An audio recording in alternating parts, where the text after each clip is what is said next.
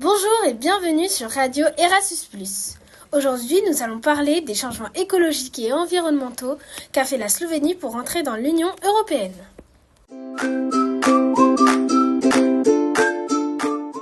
Tout d'abord, la Slovénie se situe en Europe centrale, entre l'Autriche, l'Italie et la Croatie.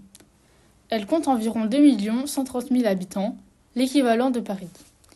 Sa superficie est de 20 270 km², presque la moitié de la Bourgogne-Franche-Comté. La Slovénie est un pays riche et développé.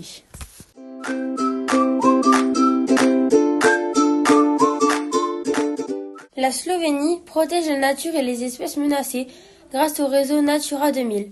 Ce réseau protège les forêts naturelles, les zones de montagne et les Alpes juliennes, les rivières propres et rapides, l'habitat de nombreuses espèces animales et les zones karstiques ainsi que les grottes comme celle de Jama Pekel qui abrite de nombreuses espèces.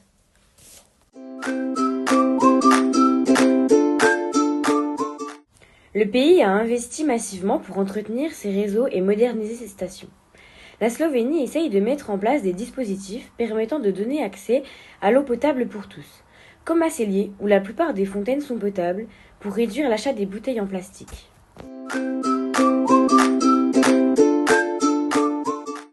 En Slovénie, plus de 60% des déchets sont recyclés ou compostés. Depuis 2008, la Slovénie a beaucoup évolué. La même année, il y avait 3000 tonnes de déchets résiduels et en 2021, il y en avait moins de 1300 tonnes. Par exemple, le centre de ressourcerie Pononé au Pourabé que l'on a visité et qui permet de faire moins de déchets.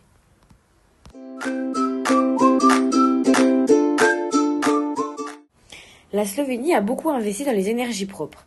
Elle a par exemple interdit le chauffage au bois en le remplaçant par des chaudières. Elle a réduit sa consommation d'énergie fossile et a mis en place des transports en commun électriques, ainsi que des vélos en libre service à Celje par exemple. Les villes de Slovénie sont dotées de zones piétonnes et les habitants de Ljubljana ont jusqu'à 542 m² d'espace vert par personne.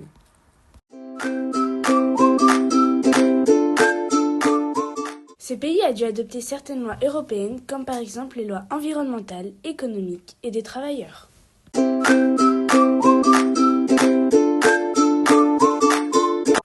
La Slovénie est entrée dans l'Union européenne le 1er mai 2004 pour ancrer son indépendance obtenue suite à la séparation de la République fédérative et socialiste de Yougoslavie en 1991. Elle est rentrée dans l'Union européenne pour assurer sa sécurité, sa stabilité géopolitique et son développement économique.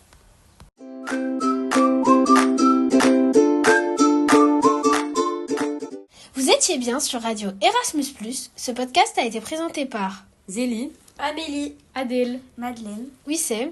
Merci de votre écoute.